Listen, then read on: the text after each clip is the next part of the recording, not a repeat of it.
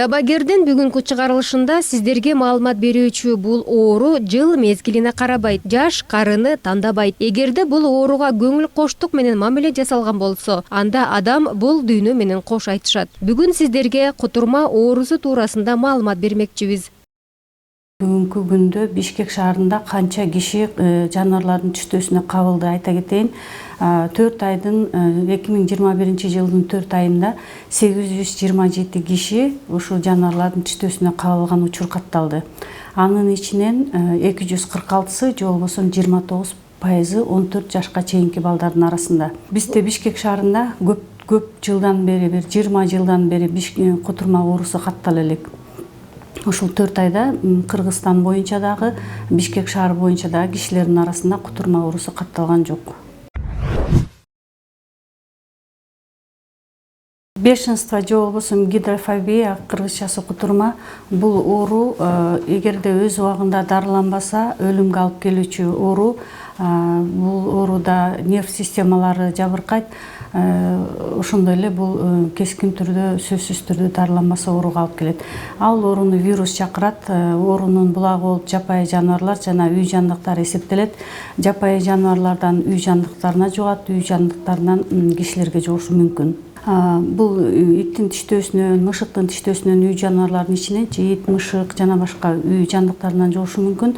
Оорулуу кутурган жаныбар адамды тиштеген учурда вирус адамга шилекей аркылуу жугат. Аталган вирус көбүнчө ит, мышык аркылуу өтөт. Ал эми кутурган жаныбар тиштеп алган учурда адамда кандай белгилер пайда болот деген сурообузга дарыгер Оорунун биринчи белгилери ушул тиштелген жерден башталат.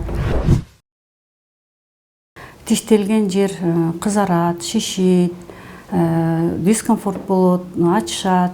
Андан кийин киши өзүн начар сезе баштайт. Ошо өзү кыжалат болуп, жаман түштөрдү көрөт, өзүн алсыз сезет. Ошентип бул биринчи стадиясы ошондой болуп башталат.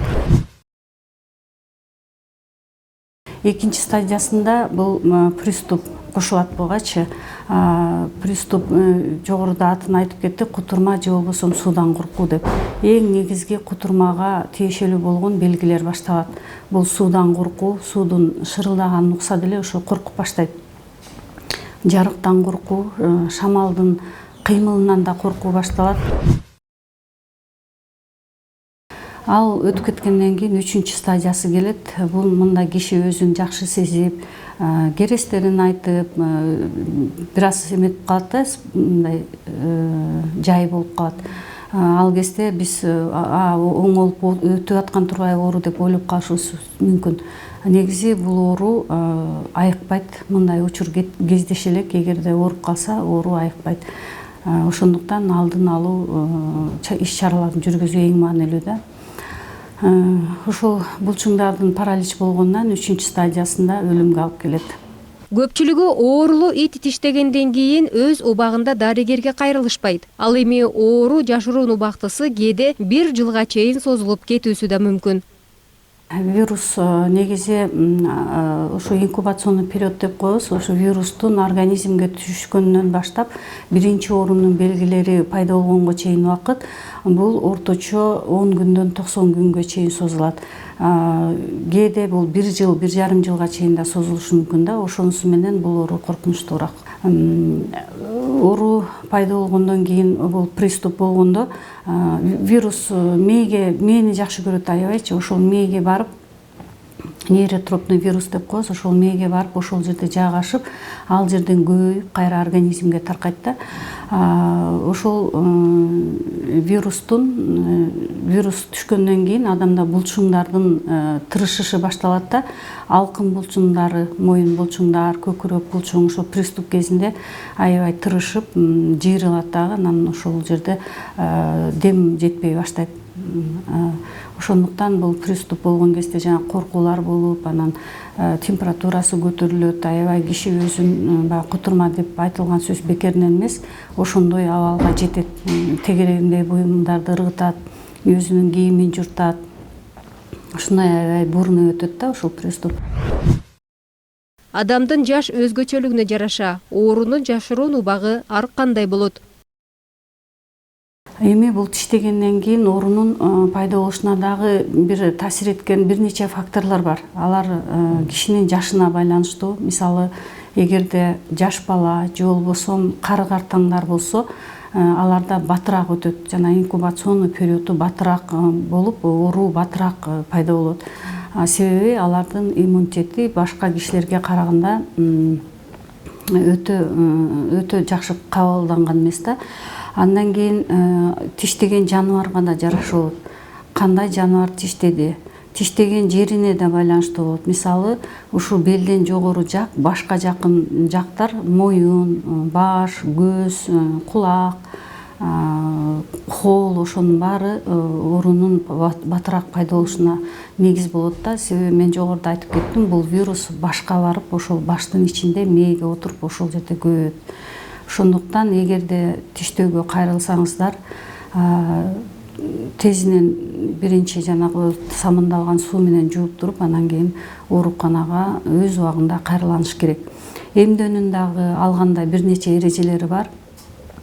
Эгерде ал эрежелер сакталбаса, жардам берип, эмдөө дагы жардам бере албай калышы мүмкүн да.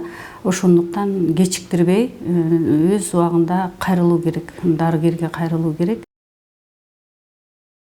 Оорунун алдын алууда эмдөө жүргүзүлөт. Ооруну болтурбаш үчүн бизде мүмкүндүк бар, аны пайдаланышыбыз керек. Дүйнө жүзүндө жылына 300 миңден ашык кишини биз ушул кутурма оорусун менен эмдөө менен сактап келатабыз да. Бизде дагы вакцинация жүргүзүлөт. Шаардыктарга айта кетсем, Бишкек шаарында борбордоштурулган куруучулар поликлиникасында жүрөт. Акысыз жүргүзүлөт. Эртең менен 8-ден 5-ке чейин иштешет врачтар.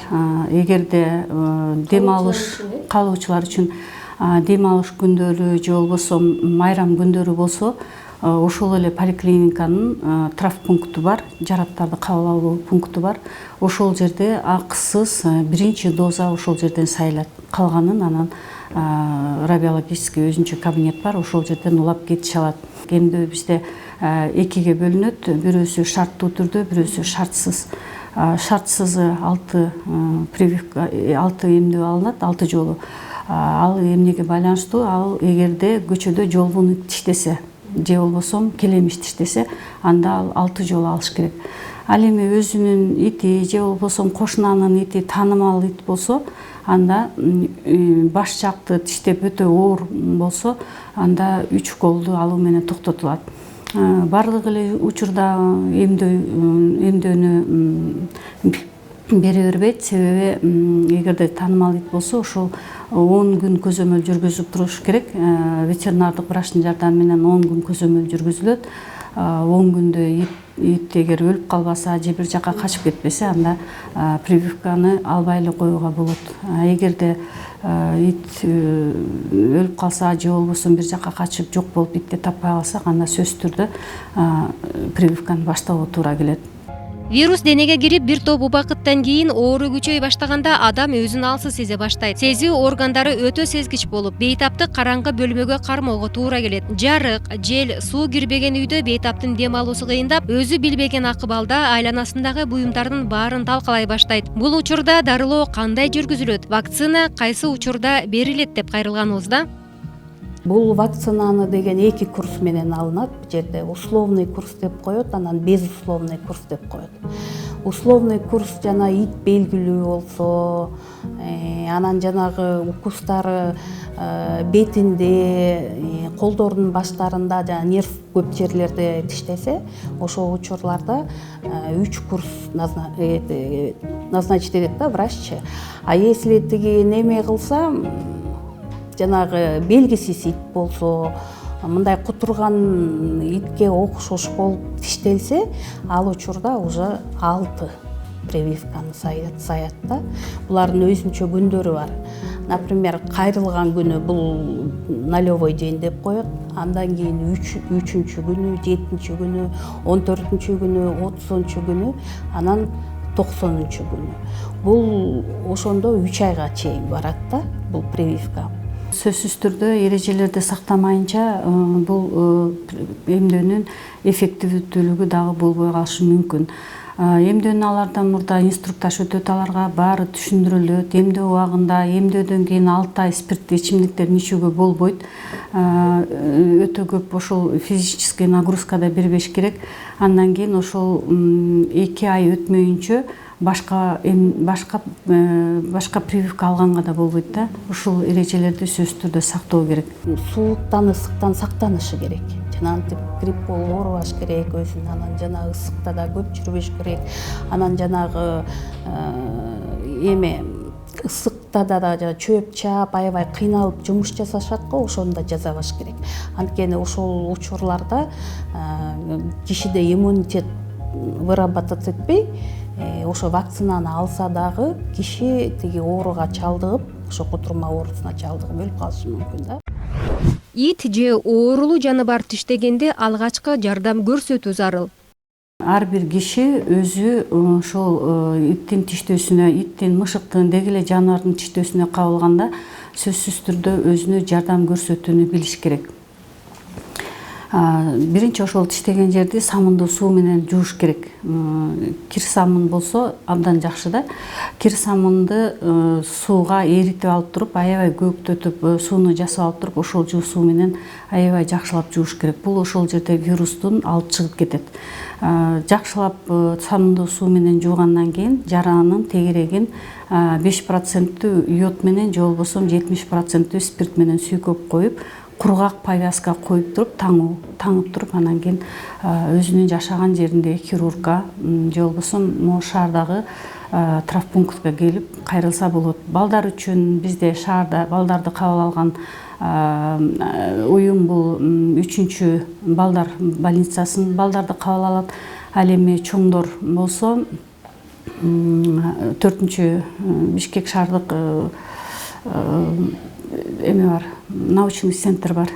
Ошол жерде кабыл алат. Мурунку 4-чү горбольница ошол жерде, андан кийин улуттук госпиталда да кабыл алат. Ооруну козгоочу, таркатуучу вирусту жаныбарлар өзүндө алып жүрөт. Бирок көпчүлүк учурда адам байкай бербейт. Кутурган жаныбарды кантип билүүгө же байкоого болот? Алар дагы ошо жанагы сүзгүлөп, возбужденный болушат. Эми амалдыкы деле ошо кишилеркиндей эле тиги немелер болушу мүмкүн да. Суу ичпей, жөп жебей, ошондой көп неме экен да. Например, иттер болсо караңгы жерге кирип алып чыкпай, тамак берсе жебей, ошондой белгилери болот да жаныбарларда. Эгерде киши баягы көңүл коюп карап көрсө, алардын белгилерин, биринчи белгилерин байкоого болот да. Ошо жарыктан коркуу эң негизги белгилери да, суудан, жарыктан коркуу негизги белгилери. Алар деле ошо адам сыяктуу караңгыга качып, ошол кожоюндун чакырыгына көңүл кош карап, эгерде баягы жоошмал болсо, наоборот, агрессивный болуп калат. Агрессивныйлары жоош болуп, ушундай өзгөрүү байкалат да, жүрүш турушунда өзгөрүү сөзсүз байкалат. Кутурма вирусун алып жүргөндөрдүн катарына биз маани бербеген келемиштер адам баласы үчүн коркунуч жаратат. Андыктан келемиштер менен күрөшүүдө тазалыкты сактоо менен бирге тийиштүү мекемелерге кайрылып, келемиштерден арылуу керек дейт адистер. Келемиш дагы азыр бизге ушундай бир көйгөй жаратат. Бир эле ушу айыл жергесинде эмес, Бишкектин тегерек четиндеги жаңы конуштарда дагы болуп калышы мүмкүн. Себеби бизде бул шаардын четиндеги баягы таштандылар таштаган свалкага жакын жайгашкан үйлөр дагы бар да.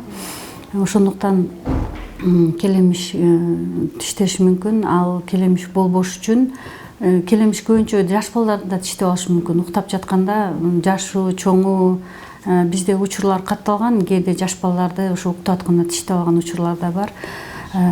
Ошол келемиш пайда болбой, келемишти жок кылыш үчүн таза жашоо керек, үйдү, жайды таза кармоо керек.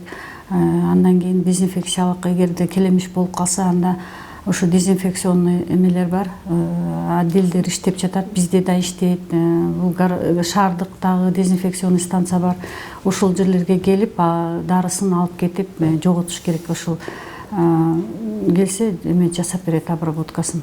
Кутурган жаныбар тиштегенден кийин вирус адамга 14 күндөн 3 айга чейинки убакта байкала баштайт. Дарыгерлер кандай гана ит тиштебесин, убакытты өткөрбөстөн тезинен жакынкы ооруканага барып, тез арада адистерге көрүнүүгө кеңеш беришет. Бул оору пайда болсо айыкпайт, дарылоо мүмкүн эмес. Андыктан биз вакцинация менен эмдөө менен жеңип атабыз да. Ооруп калгандан кийин биз дарылоо керек, себеби ал кыйналат. Ошонун белгилерин жеңилдетүү үчүн, оорунун абалын жеңилдетүү үчүн сөзсүз түрдө эле биз дарылоону жүргүзүшүбүз керек. Анан өзү баягы оору дагы өзүнүн стадиялары менен өтөт. Андан кийин ошо биз ошол убактагы абалына жардам берүү үчүн дарылайбыз. Үй жаныбарларын туура кароо эрежелерин сактоо зарыл. Бишкек шаарынын шаардык кеңешинин токтому бар, 121 токтому бар. Ошол жерде үй жаныбарларын кандай кармаш керек, ошол жөнүндө эрежелер жазылган. Ошол эрежелерди сактаңыз дейт элем. Өткөндө эле бир дагы интернетте бирөөнү тиштеп алган учурлар болбоду. Ошондуктан эгерде итти сыртка алып чыкса, үйдө кармаган иттерди кыска чынжыр менен кармоо керек, анан бет кап кийгизүү керек. Ушул эрежелерди сөзсүз кармоо керек. Андан кийин ит менен магазиндерге, торговый комплекстерге, аптекаларга жана башка эл көп болгон адам кирген жерлерге ит менен кирүүгө тыюу салынат. Андан кийин ошол ит кармаган киши, ит, мышык кармаган үйдө кармашат да бизде шаардыктар көбүнчө. Ошолор жылына бир жолу ветеринарга көргөзүп, кутурманга каршы эмдөө алып туруш керек. Шаардын чет жактарында айыл чарба жаныбарларында кармашат, жылкы, кой, эчки дегендей. Аларды да жылына бир жолу көрсөтүп туруш керек ветеринарга. Андан кийин ошо кутурмага каршы эмдөөнү жылына бир жолу алып туруу керек. Көрсөтүүбүздүн соңунда дагы бир жолу ит тиштеген учурда адамда пайда болуучу алгачкы белгилерди айта кетели. Баштын оорусу, шилекейдин агышы, үндүн бүтүшү, тер басуу, тамак ооруп эч нерсе жута албай калуусу, суудан, жарыктан, ызы чуудан коркуу. Дени сак улут — бул күчтүү мамлекет. Ден соолукта болуңуздар.